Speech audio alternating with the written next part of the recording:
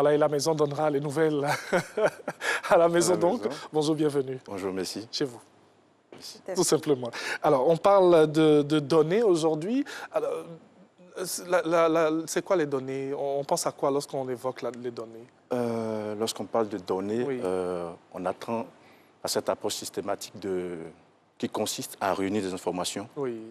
qui viennent de sources variées et dans l'optique d'obtenir une vue complète et puis précise d'un domaine spécifique. Pour aller, je prends un exemple. Vous voyez, on parle aujourd'hui du RGPH, qui est le recensement général de la population et de l'habitat.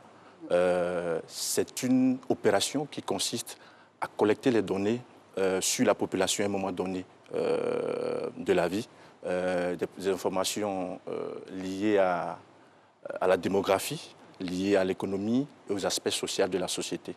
Donc, de façon globale, c'est ce qu'on peut dire simplement sur la collecte, ce que c'est que les données. D'accord. Alors, comment est-elle mise en œuvre finalement, cette collecte de données? Initialement, cette collecte de données, avant d'abord de passer à la collecte de données, il y avait la réflexion sur les informations qu'on souhaite obtenir. Donc après la réflexion, on passait immédiatement à la création des outils de collecte. Et ces outils de collecte-là, on peut parler du questionnaire qui va servir à interviewer ceux sur qui on veut avoir l'information. Et après le questionnaire, on conçoit ce qu'on appelle le manuel de l'enquêteur, qui est un outil qui permet à l'enquêteur de savoir poser les questions, qui oriente cet enquêteur. Il y a aussi le manuel du contrôleur, le manuel du superviseur. Donc, c'est tous ces documents qui sont produits et qui permettent maintenant à l'agent enquêteur d'aller auprès de sa cible, ou du moins auprès de la population vers qui nous voulons faire l'étude. Il passe maintenant les interviews. Il interroge les différentes personnes pour obtenir les différentes informations qu'on souhaite avoir. Donc, initialement, je dirais que c'était comme ça que cette mise en œuvre était faite. Mais il faut préciser que, avant même que l'agent enquêteur qui collecte les données n'aille sur le terrain, il y a un kit qu'il faut lui remettre. C'est dit qu'un certain nombre de documents qui vont lui permettre, composés de ces éléments que nous venons de citer, le questionnaire, le manuel de l'enquêteur, des stylos, des gommes, des crayons. Ça n'a rien à voir avec le digital. J'aurais cru entendre une tablette, oui, ça c'était accès à Internet. Oui, nous disions tout à l'heure, ça c'était ce qui se faisait avant. Très bien. Oui, c'est ce qui se faisait avant. Et cette méthode-là est difficile. Je lui ai dit, après, la gestion des données est compliquée. Donc, au fur et à mesure, les réflexions se sont tournées vers la digitalisation de cette procédure-là pour faciliter et la collecte et le traitement des données.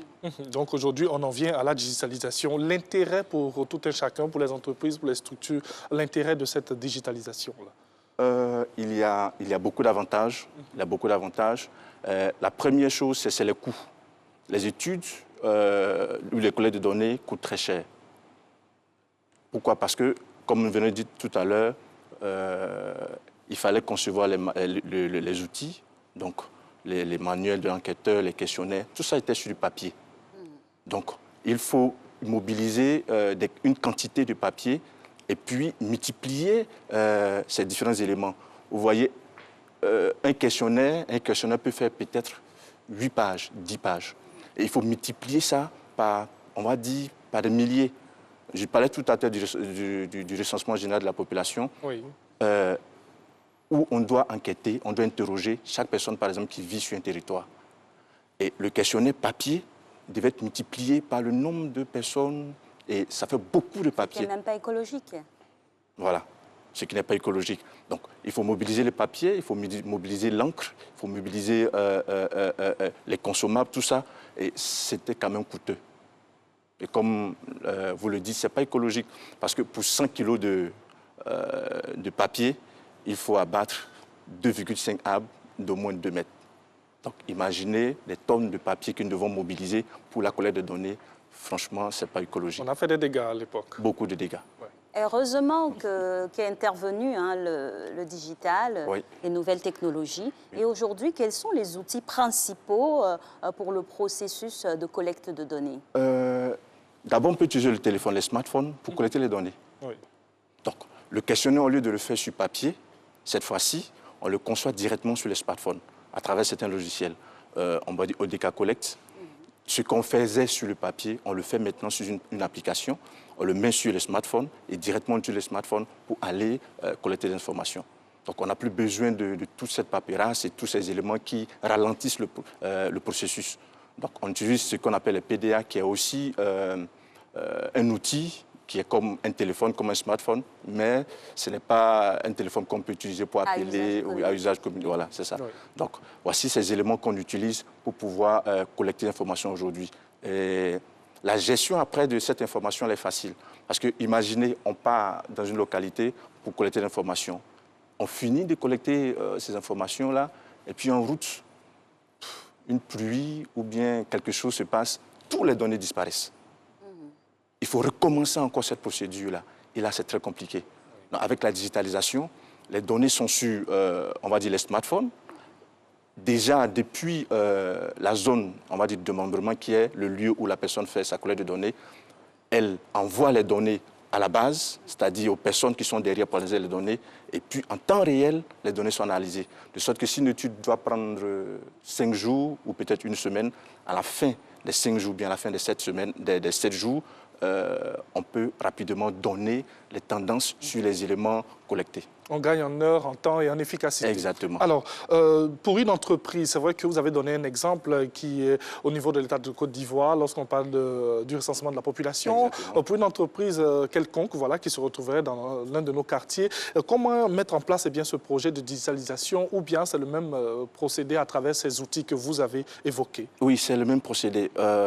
On suppose, je prends l'exemple, les entreprises de télécommunications, par exemple, veulent avoir une information sur la consommation de la population par rapport à leur réseau téléphonique. C'est le même procédé. On conçoit le questionnaire, on le met sur un smartphone, donc à travers les logiciels tels que ODK, tels que CS Pro, et puis ces personnes-là rencontrent leur population cible pour leur poser les différentes questions. Donc, on va dire que c'est la même procédure. Il n'y a pas une méthode de collecter les données locales liées à la nation et puis au niveau micro lié à une entreprise. Donc, c'est la même procédure. Seulement que les défis sont différents. Quand je dis les défis sont différents, la charge de travail est différente. Oui, les objectifs sont différents. Exactement. Alors, comparativement à l'ancienne méthode et la nouvelle avec les outils digitaux, est-ce que la marge d'erreur est aménuisée? Oui, beaucoup, beaucoup. La marge d'erreur est beaucoup aménagée parce que, vous voyez, quand quelqu'un part faire une collecte de données, il peut oublier d'écrire quelque chose. On donne l'information et puis il oublie d'écrire. Après toute la procédure, après toute la collecte de données, on se rend compte qu'il y a des parties vides. Il a oublié. Alors qu'avec les smartphones, il y a des questions, si tu n'as pas rempli, tu ne peux pas avancer. Donc, on va dire, tu es obligé de remplir je veux dire, répondre à toutes les questions avant d'avancer. Donc, il y a des questions obligatoires qui sont essentielles pour l'analyse qu'on ne peut pas se permettre de sauter. Ce qui est différent lorsqu'on va avec les papiers.